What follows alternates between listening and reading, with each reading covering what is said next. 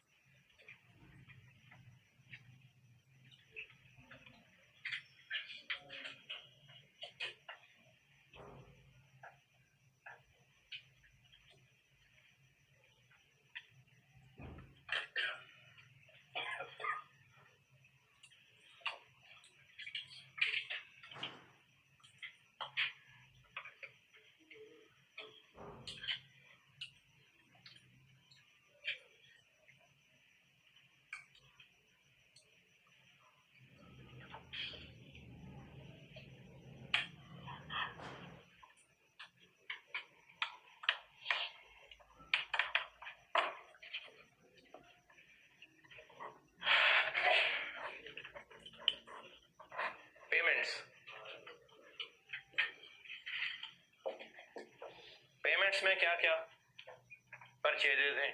आप परचेजेस का वर्ड लिख दें, सप्लायर्स लिख दें, क्रेडिटर्स लिख दें, कोई मसला नहीं है। और इसके लिए भी वर्किंग करनी पड़ेगी।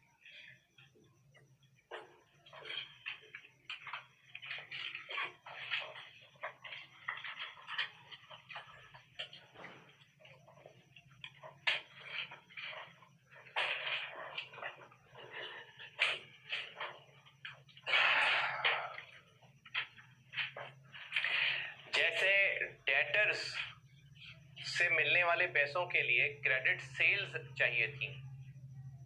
मैं फिर दोहरा रहा हूं, आपको कैश बजट के क्वेश्चन में इनकम एक्सपेंसेस दिए होंगे, तभी तो मुश्किल है। वरना अगर आपको रिसीट पेमेंट्स बता दें तो फिर तो देख के लिखना है सिर्फ। तो आपको इनकम एक्सपेंसेस दिए होंगे, उनसे रिसीट पेमेंट्स बनानी होंगी। डेटर के पैसों के लिए क्रेडिट सेल चाहिए थी, क्रेडिटर की पेमेंट्स के लिए क्रेडिट परचेज चाहिए होगी। तो ये तो कह दिया कि all purchases are made on credit. Purchases चाहिए, परचेजेस तो नहीं है। सेल है, सेल से परचेजेस तक कैसे पहुंचे? सेल से मार्कअप मार्जिन लगा के परचेजेस तक नहीं पहुंचेंगे, कॉस्ट ऑफ सेल्स तक पहुंचेंगे। और चूंकि इस सवाल में आसानी है कि स्टॉक नहीं है, तो कॉस्ट ऑफ सेल्स ही परचेजेस होंगे। क्या कहा है? दोबारा सुन ले। सेल्स पे जब जीपी मार्जिन लगाएंगे तो आंसर परचेजेस आ जाएगा? नहीं, कॉस्ट ऑफ सेल्स आएगा। Cost of sales is equal to opening stock plus purchases minus closing stock minus. और चूंकि इस सवाल में कहा कि स्टॉक्स नहीं होते, तो ये नहीं है, तो कॉस्ट ऑफ सेल्स ही परचेजेस। अगले सवालों में स्टॉक डाल दूंगा। क्रेडिटर्स की पेमेंट के लिए हमें परचेजेस चाहिए। सवाल में परचेजेस नहीं दी हुई, सेल्स दी हुई हैं, लेकिन जीपी मार्जिन अवेलेबल है। तो सेल्स से पहले कॉस्ट ऑफ सेल्स तक पहुंचेंगे और कॉस्ट ऑफ सेल्स से परचेजेस तक पहुंचेंगे। क्योंकि स्टॉक नहीं है, इसलिए कॉस्ट ऑफ सेल तक पहुंच जाए वही परचेजेस होंगी।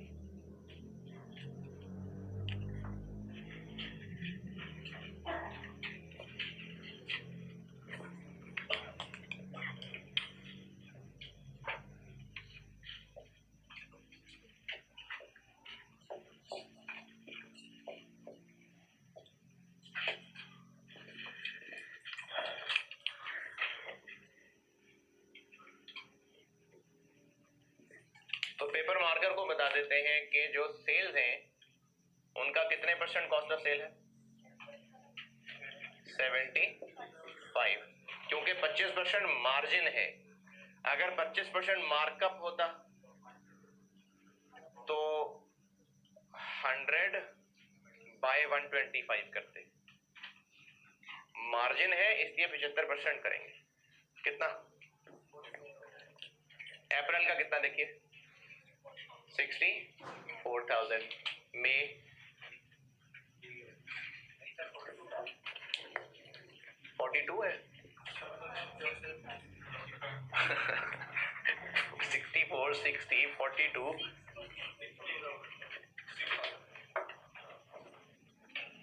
अप्रैल की मुझे नहीं पता, मैंने तो सुनी सुनाई बात पे यकीन किया है।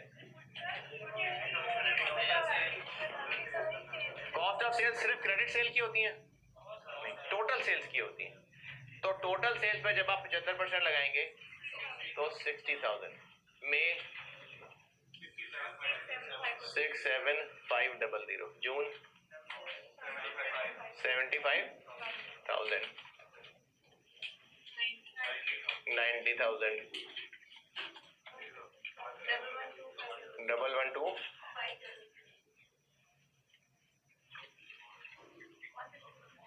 150,000। ये हो गई परचेजेस।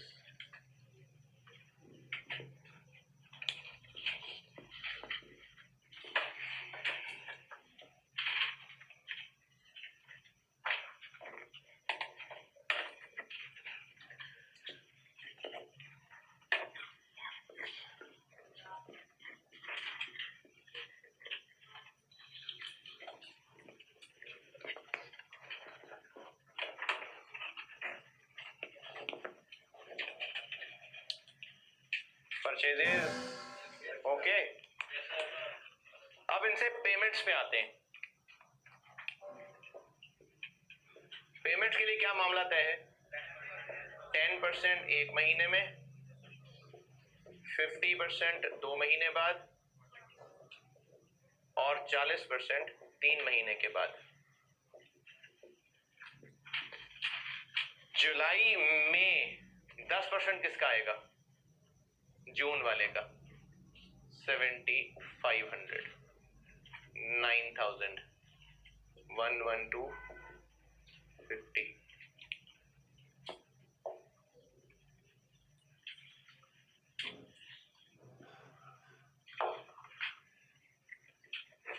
दस परसेंट अगले महीने है ना, तो जुलाई में जून की परचेजेस का 10% पे होगा, अगस्त में जुलाई की परचेजेस का 10% पे होगा और सितंबर में अगस्त की परचेजेस का 10% पे होगा। 50% जुलाई में मई का 33, अगस्त में जून का 50% और सितंबर में 45,000 और 40% उससे भी पिछला, यानी जुलाई में 40% आएगा अप्रैल की परचेजेस का 24,000, 20 पूरा 30,000।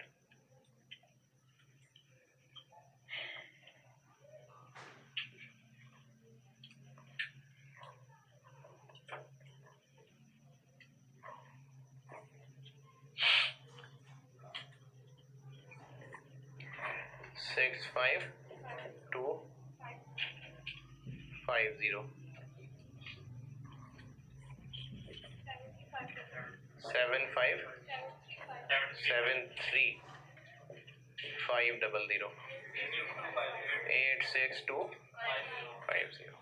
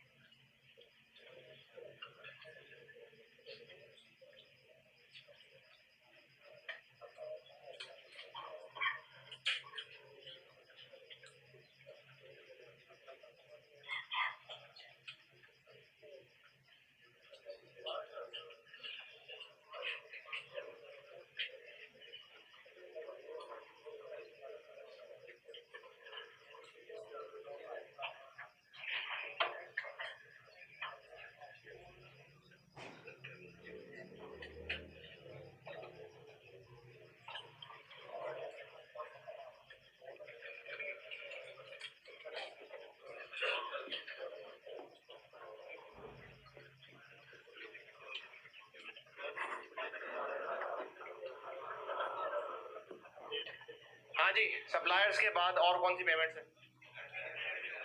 एडमिन एक्सपेंसेस हैं, और एडमिन एक्सपेंसेस चूंकि अगले महीने पे होते हैं तो जुलाई में कौन सी पेमेंट आई होगी? जो जून वाले एक्सपेंस थे वो दिए हुए हैं, कितने? 10,000।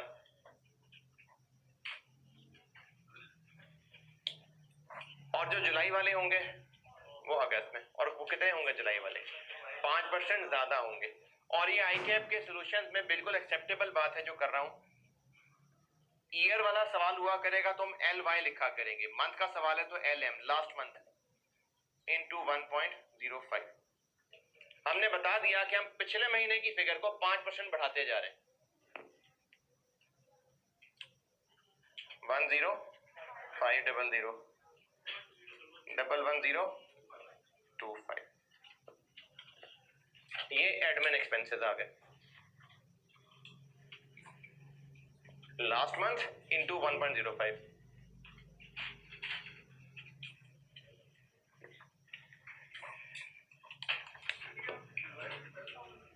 क्योंकि कहा हुआ है कि जून के एक्सपेंसेस 10,000 थे। हाँ, तो जुलाई वाले जुलाई में नहीं पे होंगे ना, अगस्त में पे होंगे।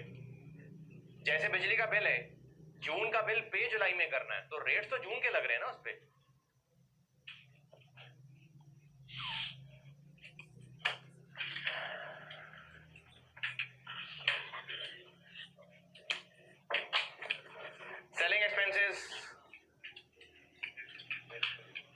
सेलिंग एक्सपेंसेस वेरिएबल और फिक्स्ड अलग करने पड़ेंगे, क्योंकि वेरिएबल वेरी होंगे और फिक्स्ड उतने ही रहेंगे। मई से, हाँ, क्योंकि जून का बता दिया ना 10,000 है।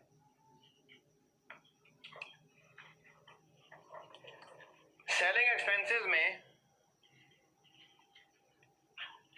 फिक्स्ड को अलग और वेरिएबल को अलग करना पड़ेगा। फिक्स्ड कितने हैं?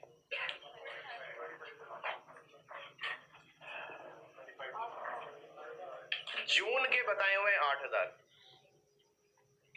उनमें से 25% फिक्स हैं। कितने? और हर महीने ये 2,000 ही होंगे क्योंकि फिक्स्ड है, और चूंकि 2,000 नहीं दिया हुआ तो 8,000 इंटू 25%, 2,000।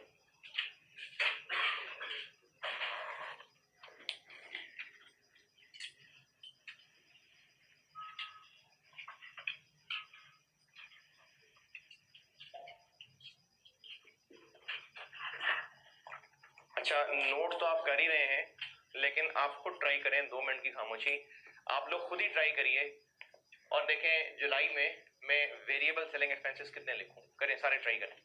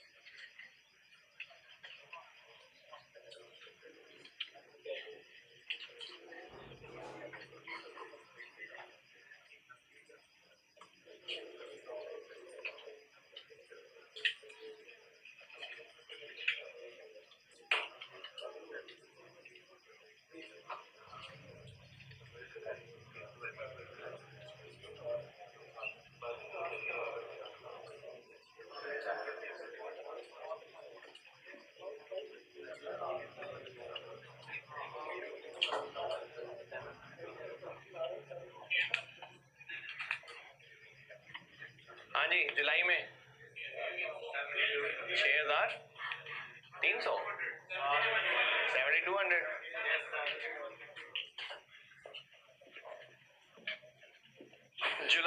जून के वेरिएबल सेलिंग एक्सपेंसेस थे कितने? 6,000, क्योंकि 8,000 में से 2,000 फिक्स थे तो बाकी वेरिएबल थे। 2 तरीके बता रहा हूं, दोनों में से जो आसान लगे, और अगर आसान लगे तो फिर भी दोनों में से कोई एक तो करना ही है। वेरिएबल का मतलब है कि ये वेरी करेगा, किस लिहाज से वेरी करेगा? सेल्स के लिहाज से। तो जिस प्रोपोर्शन से सेल्स बढ़ रही हैं, क्रेडिट सेल्स नहीं, रिसीट्स नहीं कह रहा, टोटल सेल्स, जिस प्रोपोर्शन से टोटल सेल्स बढ़ रही है उसी तरह ये भी बढ़ेगा। तो आप ऐसे भी कर सकते हैं, लास्ट मंथ का एक्सपेंस इनटू नेक्स्ट मंथ की sale divided by last month की सेल। ये मैंने किया ये है कि जून का जो एक्सपेंस था डिवाइडेड बाय जून की सेल्स मल्टीप्लाई बाय जुलाई की सेल्स, तो जुलाई का एक्सपेंस आ जाएगा। यूनिटरी मेथड लगाया, नजर नहीं आ रहा, आके बोल के देखें।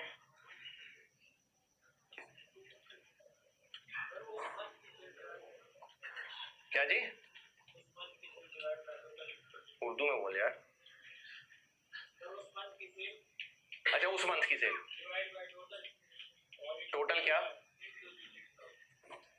उस मंथ की सेल डिवाइडेड बाय टोटल कौन सी? नहीं नहीं नहीं, हरगिज नहीं, बिल्कुल भी नहीं।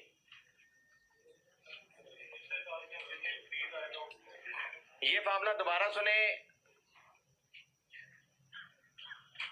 जून का एक्सपेंस डिवाइडेड बाय जून की सेल्स मल्टीप्लाई बाय जुलाई की सेल्स। यूनिटरी मेथड लगाया मैंने कि अगर जून की सेल इतनी थी और जून का एक्सपेंस इतना था तो फिर जुलाई का एक्सपेंस कितना होगा। ये मैंने उस रेशो को इस्तेमाल किया है। और अगर ये चीज समझ नहीं आई, एक और तरीका दिखा देता हूं, एक और तरीका देख लें।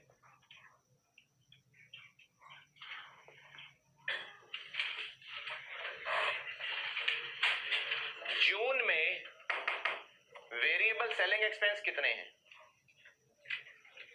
6000। ये वेरिएबल है, ये किसके साथ वेरी करेंगे? तो इसका सेल्स के साथ को ताल्लुक बना लेते हैं। सेल्स कितनी थी जून की? 1 लाख। तो ताल्लुक ये बन गया कि ये 6% हुआ करते हैं। देखें, अगर जून के महीने में इतनी सेल्स थी और इतने वेरिएबल सेलिंग एक्सपेंस थे तो इसका मतलब है सेल्स का 6% है। बस बन गया ताल्लुक। अब हर महीने के वेरिएबल सेलिंग कैसे निकालें? हर महीने की सेल्स का 6% लेते हैं। आपको जो डाटा गिवन है, जैसे हम OAR निकालते हैं, वो भी तो यही है ना कि हम किसी बेस के साथ उसको लिंक कर लेते हैं। अब आगे वो जो भी एक्चुअल डाटा होगा उसको मल्टीप्लाई करते जाएंगे। तो मैंने बेस के साथ लिंक कर लिया, क्योंकि इन्होंने सेल्स के साथ लिंक रहना है तो मैंने सेल्स के साथ इसका रिलेशन निकाल लिया। जून की सेल्स दी हुई है, जून के वेरिएबल सेलिंग एक्सपेंसेस दिए हुए हैं, यहां से इनका रिलेशन पता चल गया। तो वेरिएबल सेलिंग एक्सपेंस महीने की सेल्स का 6% हुआ करते हैं, लाइक कमीशन। तो फिर हर महीने की सेल्स का 6% हुआ करेंगे। क्या देखो, अगर कुछ होता तो फिर बता देते ना, अगर नहीं है, बस सिर्फ वेरिएबल का है, तो फिर वेरिएबल तो सेल्स के साथ वेरी करेंगे। तो जुलाई में आ जाएगा कितना? 7200, 9000 और 12000।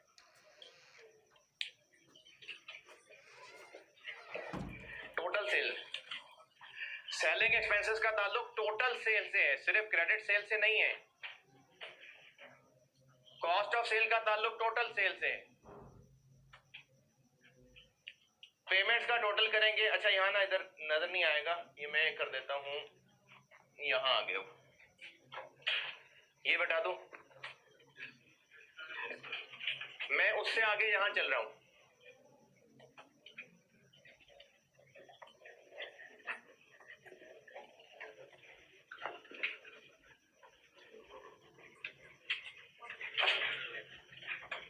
पेमेंट्स का टोटल करेंगे, पेमेंट्स का टोटल आ जाएगा 8450 9500।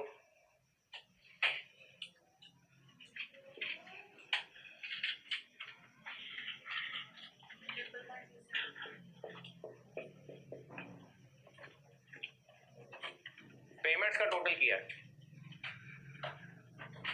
रिसीट्स हो गई, रिसीट्स का टोटल आ गया, पेमेंट्स कर ली, पेमेंट्स का टोटल आ गया। इन दोनों का नेट करेंगे तो वो नेट कैश फ्लो है। जुलाई में कितना, ये मैंने रिसीट्स का टोटल किया है और ये पेमेंट्स का टोटल यहां लिखा है मैंने। अब रिसीट्स और पेमेंट्स का नेट 17350। अगस्त में 25, सितंबर में 22, 41125। ये हो गया रिसीट्स और पेमेंट्स का नेट। अब इसके बाद ओपनिंग, जुलाई का ओपनिंग कितना है दिया हुआ है 85,000। तो जब इस नेट में ओपनिंग को ऐड करेंगे तो क्लोजिंग बैलेंस बन जाएगा कितना,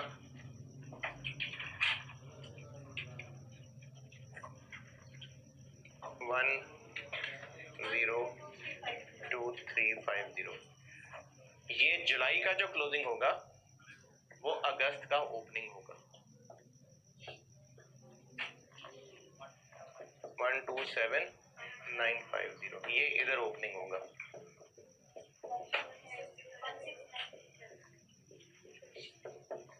ये कैश बजट का सादा सवाल।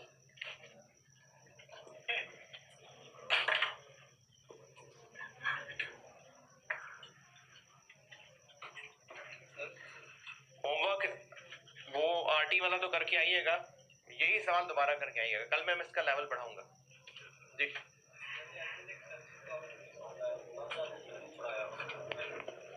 जो जून का बिजली का बिल था वो जुलाई में पे करेंगे, लेकिन वो जून का बिल बताया हुआ है। अब जो जुलाई का बिल आएगा वो महंगे रेट्स वाला होगा और वो फिर अगस्त में पे होगा। जून का मैंने बिल बता दिया था।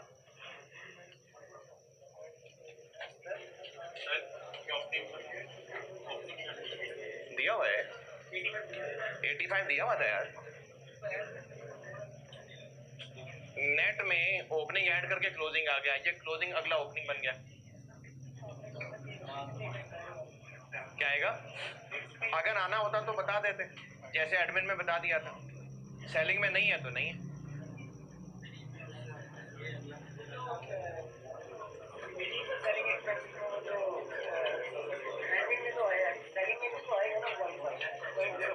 अगर होता तो बताता ना, वो मैंने एडमिन का कहा था, सिर्फ सेलिंग में नहीं कहा था।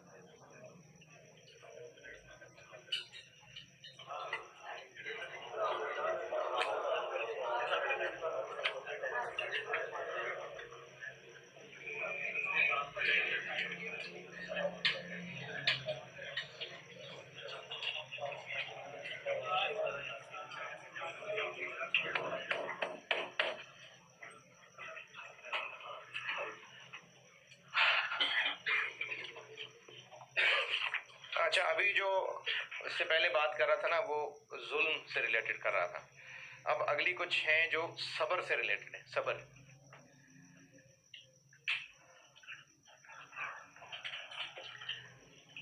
सबर से रिलेटेड, सबर की डेफिनेशन असल में सही बुखारी में रिवायत है,